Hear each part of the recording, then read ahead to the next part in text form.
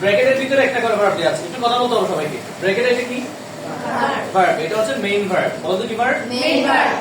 এটা একটা ভার্ব, এটা একটা ভার্ব। এটা মেইন ভার্ব নয়, তবে এটা মেইন ভার্ব। এখানে একটা ভার্ব আছে, এটা একটা ভার্ব, এটা একটা ভার্ব। এগুলো ব্র্যাকেটের ভিতরে প্রত্যেকটা ভার্ব দেখতে পাচ্ছ। পরীক্ষায় আমাদের এরকম শূন্যস্থানে ভার্ব আসবে, শূন্যস্থানে ভার্বটা লিখতে হবে। কিভাবে লিখতে হবে? সঠিক করে লিখতে হবে। বলতো কিভাবে লিখতে হবে? সঠিক করে। তাহলে ব্র্যাকেটে একটি করে ভার্ব বসাতে হবে, সেই ভার্বটা সঠিক করে লিখতে হবে। তো সঠিক করে যদি ভার্ব লিখতে হয়, তো ভার্বগুলো আছে কয় রকম? একটি ভার্ব সর্বোচ্চ 5 রকমের হয়। একটু বলতো একটা ভার্ব সর্বোচ্চ কয় রকমের হয়? 5 রকমের। 5 রকমের। তুমি 5টা লিখে দিতে পারবা না, যেকোনো একটা লিখবা। যেকোনো একটা সঠিক যেটা লিখবো আমরা। তো সঠিক এখানে সঠিক কোনটা কিভাবে লিখবো আমি এটা বুঝবো কেমনে? আমরা আজকে সেটাই আলোচনা করব। 5টা ভার্ব আগে একটু দেখে নিই। 5টা ভার্ব গুলো কি কি? ধরো এটা একটা ভার্ব, টেক। আমরা টেকটাকে বলি V1, মানে বেস ফর্ম, এক নাম্বার ভার্ব। টেক কয় নাম্বার ভার্ব? একটু কথা বলো সবাই। টেক কয় নাম্বার ভার্ব? Base form. এটাকে যদি আমি টু করি, হয়ে যাবে 2 নাম্বার ভার্ব, মানে ফার্স্ট ফর্ম, অতীতকালের কথা বুঝাই এটা। তাহলে কয়টা হলো? দুইটা। Take to. 3 নাম্বারটা হচ্ছে টেকেন। 3 নাম্বারটা কি বলতো? টেকেন। টেকেন। এটাকে বলা হয় V3। কি বলা হয়? V3। তাহলে বলতো তো V1 কি? টেক। আর V2 কি? টু। V3 কি? টেকেন। এটা কি দাঁড়াচ্ছে? Take took taken. বলেন টেকেন। মোটামুটি আমরা ভার্ব সম্পর্কে এইটুকু জানি। কয়টা হলো এখানে? তিনটা। এর পরটা দেখো, এর পরটা হচ্ছে টেক্স, যেটা ভার্বের সাথে s বাই s যুক্ত হয়েছে। ভার্বের সাথে s বাই s যুক্ত হলে ওটা হয় টেক্স, হয় না? এরকম গো এর সাথে s বাই s যুক্ত হলে হয় গোস, রিড এর সাথে হলে হয় রিডস, কামের সাথে হলে হয় কামস। বুঝছি কিনা? আচ্ছা, কটা হয়েছে এখন? এইটাকে ভার্ব 4 বলা হয় না, ভার্বের 4 নাম্বার ফর্ম বলে না, বলে কি ভার্বের সাথে s বা yes। 5 নাম্বার ভার্ব, সর্বশেষ ভার্ব। টেক ওয়ার্ডটা হতে পারে টেকিং। কি হতে পারে? টেকিং। এটাকে বলে ভার্ব প্লাস আইএনজি। কি বলে? Verb plus ING. এখন বলেন কটা হয়েছে? 5টা।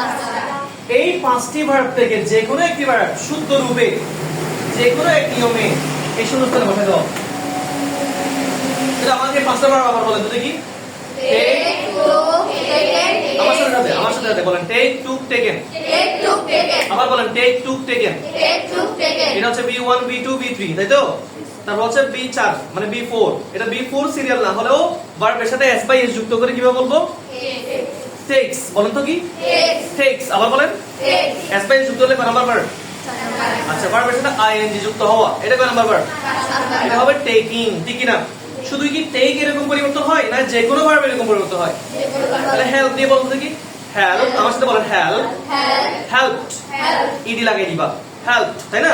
2 নাম্বার। আবারও ইডি দিয়ে same, help. 3 number verb. 4 number কি হবে? 5 নাম্বার কি হবে? Very nice. তাহলে বলতে দেখি এখানে ওয়ার্ডটা কি হবে? আন্ডারস্ট্যান্ড। আন্ডারস্ট্যান্ড 5 রকম করে বলবো আমরা। বলেন understand, understood, T double O D, tood, understood, আবার আন্ডারস্টুড, আন্ডারস্ট্যান্ড। এই 2 নাম্বার এবং 3 নাম্বার প্রায় ভার্ব 2 নাম্বার এবং 3 নাম্বার ভার্ব সেম হয়। বেশিরভাগ ভার্বের ক্ষেত্রে 2 নাম্বার এবং 3 নাম্বার কি হয়? সেম হয়। তাহলে বলতো understand, understood, 3 number understood, 4 number হবে আন্ডারস্ট্যান্ডস, 5 নাম্বার হবে আন্ডারস্ট্যান্ডিং। Very nice. এই যে 5 রকম করে ভার্বগুলো আমাকে পরীক্ষার হলে 5 রকমের যে কোনো এক রকম করে শুদ্ধ করে লিখতে হবে। এইটার নাম হচ্ছে রাইট ফর্ম অফ ভার্ব। এখন আমাকে বলেন এইটা কোন রকমের হবে আমি বুঝবো কেন? সেই রুলটা তোমাদের সাথে শেয়ার করবো এখন। আসুন দেখি, শুনি। ধরো এই বাক্যটা পরীক্ষা আসছে, এই 1 নাম্বার বাক্যটা পরীক্ষা আসছে। তোমরা এখানে কেউই জানো না এটা সঠিক ফর্ম কি। ধরো আমাকে জিজ্ঞেস করা হয়েছে যে আপনি উত্তর বলেন এটা সঠিক ফর্ম কি। তখন এই বাক্যটা দেখার পর আমি ভাবতেছি এখানে আছে রিয়েলাইজ। তো আমি তো রিয়েলাইজের 5 রকম জানি। আমার সাথে সাথে একটু বলেন, মানে রিয়েলাইজ, ইডি লাগা, রিয়েলাইজড। 3 নাম্বারও সেম হবে, রিয়েলাইজড। 4 নাম্বার হবে রিয়েলাইজেস, 5 নাম্বার হবে রিয়েলাইজিং।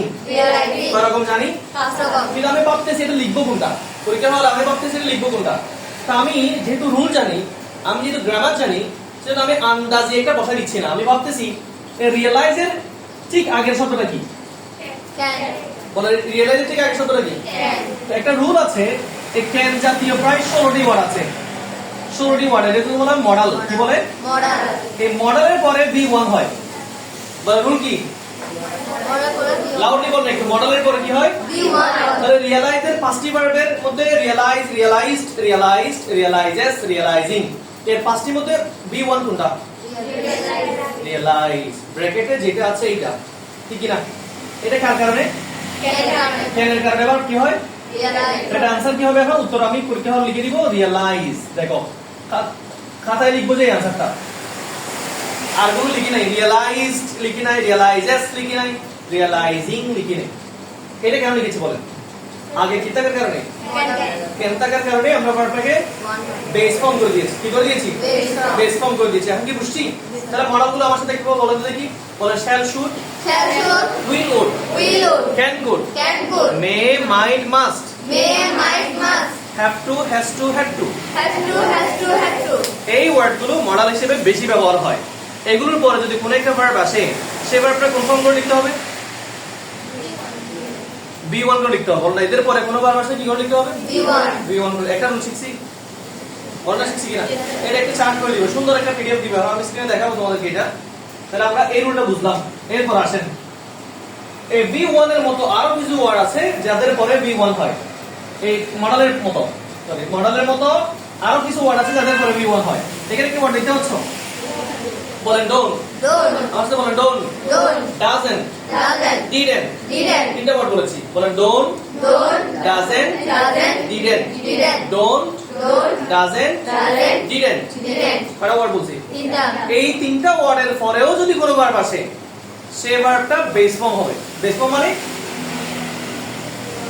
বেস ফর্ম মানে ভার্ব এটা যেমন আছে তেমন থেকে যাবে বেস ফর্ম মূল ভার্ব কি ভার্ব যেমন আমি একটা ভার্বের সাথে ইডি লাগাই দিলাম এটার সাথে ইডি লাগাইছি এটা মূল ভার্ব নয় ইডিটা মুছে দিলে এখন হচ্ছে মূল ভার্ব কি বুঝতেছি তাহলে এটা মূল ভার্ব হবে তাহলে বলো তো ডোন্ট এর পরের ভার্ব কেমন হয় মানে মূল ভার্ব মডেলের পরেও বেস ফর্ম হয় ডোন্ট এর পরেও B1 হয় তাহলে এখন বলে আন্ডারস্ট্যান্ড এর মূল ভার্ব কি আন্ডারস্ট্যান্ড এটা নিজে তাহলে বাক্যটা কি দাঁড়াচ্ছে উই ডোন্ট আন্ডারস্ট্যান্ড চেঞ্জ করার দরকার আছে চেঞ্জ করে নেই কেন বলেন আগে ডোন্ট থাকার কারণে চেঞ্জ করে নেই কেন আগে ডোন্ট থাকার কারণে যদি আগে ডোন্ট থাকে বা মডেল থাকে তাহলে আমরা এই ভার্বটাকে কোনো ধরনের চেঞ্জ করার প্রয়োজন নাই এটা মডেল ভার্ব তাহলে আমরা রাইট ফর্ম ভার্বের কিছু নিয়ম বুঝতেছি কিনা এরপর আসেন আরেকটা কথা শুনেন মোস্ট অফ দ্য ড্রাইভারস এটা একটা rule most of the driver driving তাহলে এটা ড্রাইভিং হবে না এটা হবে ড্রাইভারস কি করে দাও ড্রাইভারস এটা বলো দেখি মোস্ট অফ দ্য ড্রাইভারস আমার সাথে বলো মোস্ট অফ দ্য ড্রাইভারস অধিকাংশ ড্রাইভার হ্যাভ দ্য হ্যাবিট অভ্যাস রয়েছে অফ ভায়োলেট ভায়োলেট মানে আইন ভঙ্গ করা ভায়োলেট তো কি আবার বলে ভায়োলেট শব্দ তো কি এই হ্যাবিট তো কি বলেছি অভ্যাস ভায়োলেট মানে আইন ভঙ্গ করার অভ্যাস কিসের অভ্যাস ট্রাফিক রুলস ট্রাফিক রুল ভঙ্গ করা ট্রাফিক নিয়ম ভঙ্গ করার অভ্যাস হয়েছে অধিকাংশ ড্রাইভারের কাছে বাংলাটা বুঝছি এখন আমরা সঠিক ফর্ম লিখবো আমাকে জিজ্ঞেস করা হচ্ছে এখানে যে ওয়ার্ডটা আছে সেই ওয়ার্ডটার সঠিক ফর্ম কি ভায়োলেট ফার্স্ট অর্ডার হয় আমার সাথে বলেন ভায়োলেট ভায়োলেটেড ভায়োলেটস ভায়োলেটিং কয় রকম হয়েছে কয় রকম তোমাকে এখন স্যার জানতে চাচ্ছে 5 রকমের কোনটা হবে এটা বলো সঠিকটা বলো দেখি এখন তোমরা তো কেউই জানো না এখন আমরা বলতেছি এই ভায়োলেট শব্দের ওয়ার্ড ঠিক ওয়ার্ডটার আগের ওয়ার্ডটা কি অফ একটি প্রেপোজিশন আর অফ একটি কি আমরা রুল জানি যে প্রেপোজিশনের পরে কোন একটা ভার্ব বসলে সেটাকে আইএনজি করে দিতে হয় বলো তো রুলটা কি প্রেপোজিশনের পরে কোন একটি ভার্ব বসলে তাকে কি করে দিতে হয় আইএনজি করে এটা নিয়ম প্রেপোজিশন আমার সাথে কয়েকটা বলেন in on of for by ওইখানে দেখো রুল নাম্বার 5 তো লেখা আছে এখানে শীটটাতে আমরা শীটটা তোমাদেরকে দেখাবো স্ক্রিনে এই লাল শীটটার নিচে 5 নাম্বার রুলটা দেখো পড়ো আমার সাথে বলো in on of for from without after by about এদের পরের ভার্ব আসলে কেমন হবে আইএনজি হবে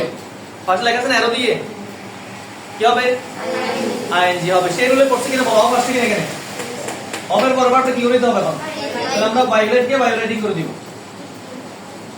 এই আনসার করে দিস হয়ে গেছে এই নিয়মটা যদি তোমার মনে থাকে প্রেপোজিশনের পরে ভার্ব বসলে জায়গায় এনজি করে দিতে হয় প্রেপোজিশন গুলো চিন্তা হবে তোমাকে প্রথমে 6 7 8 10 12টা প্রেপোজিশন মুখস্থ রাখবে এরা প্রেপোজিশন এদের পরে 12টা আইএনজি করে দিব সুতরাং পরীক্ষার মধ্যে যেখানে যেখানে পাবো ওখানে ওখানে আইএনজি করে দিব শর্টকাট কথা বলেন ব্যাপারটা বুঝছি কিনা বলেন প্রেপোজিশনের পরে ভার্ব আসলে কি করে দিতে হয় আইএনজি করে দিতে এটা কেন আইএনজি হয়েছে বুঝছি আচ্ছা এটা কেন বেস ফর্ম হয়েছে বুঝছি কার কারণে ডোন্ট ডাজন্ট ডিডেন্ট এর পরে ভার্ব বি1 হয় মডেলের পরেও ভার্ব বি1 হয় তিন নাম্বার রুলটা গেল আমাদের তিন নাম্বার আমরা রুল দিব তো কয়েকটি প্র্যাকটিস করলে হবে না বাক্য এগুলো আমি প্রাথমিকভাবে বুঝাচ্ছি অ্যানসার কিভাবে লিখতে হয় কিন্তু আমাদেরকে রুল করতে হবে মিনিমাম 5টা রুল করতে হবে আমাদেরকে বলেন তো কয়টা রুল করতে হবে এরকম 5টা রুল করতে হবে আমাদের জন্য আমরা স্ক্রিনে দেখাবো কিছুক্ষণ পরে দেখেন 4 নম্বর রুলটা পড়েন গভর্নমেন্ট তো সরকার গভর্নমেন্ট তো কি সরকার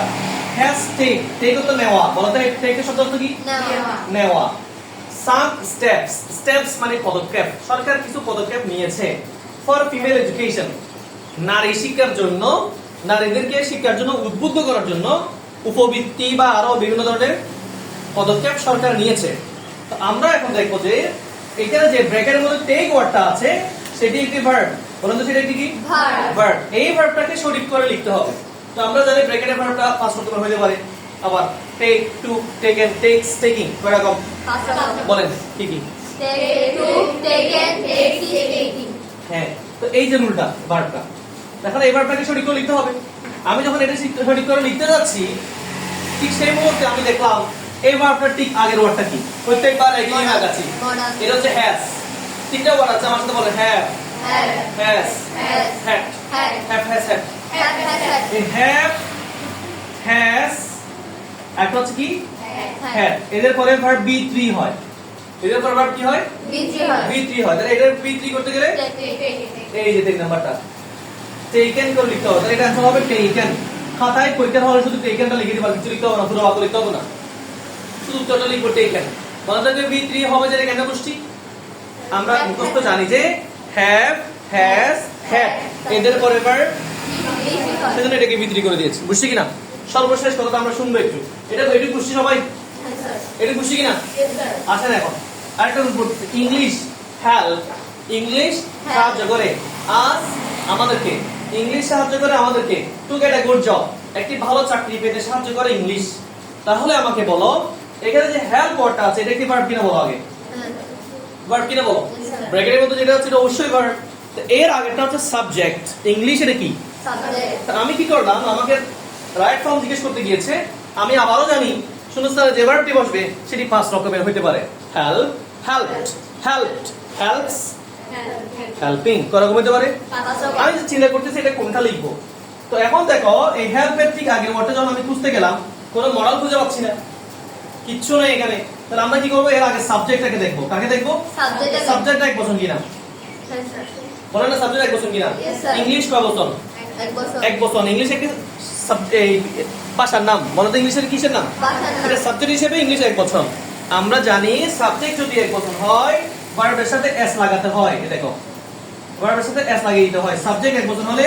ভার্বের সাথে কি যুক্ত হয় ভার্বের সাথে এস বাই এস যুক্ত হয় এই যে এস বাই এস যুক্ত হবে সাবজেক্ট যদি কি হয় থার্ড পারসন সিঙ্গুলার নাম্বার হয় বলে থার্ড পারসন সিঙ্গুলার নাম্বার বলেন আবার রুলটা কি সাবজেক্ট যদি থার্ড পারসন সিঙ্গুলার নাম্বার হয় বলেন সাবজেক্ট যদি থার্ড পারসন সিঙ্গুলার নাম্বার হয় ভার্বের সাথে কি যুক্ত করতে হয় সেটা এর आंसर কি হবে হেল্প না হেল্পস হেল্পস তাহলে এখন রুলে আসেন আমরা অনেকগুলো রুল শিখেছি টেক এর রুল শিখেছি টেক করব কখন বি1 করব কখন আগে যদি মডেল থাকে অথবা ডোন্ট ডাজন্ট ডিডন্ট থাকে ঠিক না তারপরে 2 নম্বরে আমরা আরেকটা পেয়েছি এটাতে এটা ডোন্ট এর কারণে এটা বেস ফর্ম হয়েছে কেন এর কারণে এটা বেস ফর্ম হয়েছে এটা প্রিপজিশনের কারণে এটা আইএনজি হয়ে গেছে তারপর হচ্ছে হ্যাভ হ্যাজ হ্যাড এর কারণে এটা বি3 হয়ে গেছে এটা সাবজেক্ট এক বছর হওয়ার কারণে এবার ভার্বটা এস বাই যুক্ত হয়েছে এখানে মডেল কিছু নাই সেজন্য আমরা সাবজেক্টের কাছে চলে গেছি যেহেতু সাবজেক্ট একটি এক বছর সেজন্য আমরা চলে গেছি ভার্বটাকে এস বাই এস করার জন্য তাহলে আমরা বিভিন্ন রুল দিয়ে এগুলোকে সমাধান করেছি এখন আমরা এক্স্যাক্টলি সাজানো গোছানো কিছু রুল লিখবো খাতায় সেই রুলসগুলো একটু প্র্যাকটিস করব তারপর আমরা প্র্যাকটিসে যাব গাইডেড প্র্যাকটিসে যাব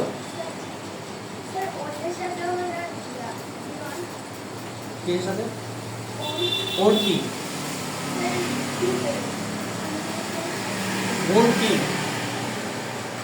আমার সাথে বলেন বলে shall should will would will এটা মডেল না উইলের পরে ভার্ব বি ওয়ান হবে না?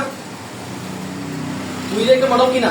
Yes, sir. উইলের পরে ভার্ব বি ওয়ান হবে কিনা? Yes, sir. রুল ছিল যে মডেল 16টা মডেল বলেছি আমি, shall should will would can could, সবাই আছে না? উইলের পরে মডেল হবে, বেস ফর্ম হবে কিনা? Yes, sir. উইল যে কথা, ওন সে কথা, ওনের পরে তো অবশ্যই হবে। শুধু ওন বলে তো কথা না, আমি তো 16টি বলেছি, shall should will would can could may might Must. Must. আমরা এটুকুতে থামাচ্ছি, এরপরে আমরা আর বোর্ডে দেখাতে পারছি না, কারণটা হচ্ছে আমাদের রুলস গুলো শিট থেকেই দেখতে হবে, নয়তো বিকল্প নাই। আমরা এখন শিটে চলে যাচ্ছি।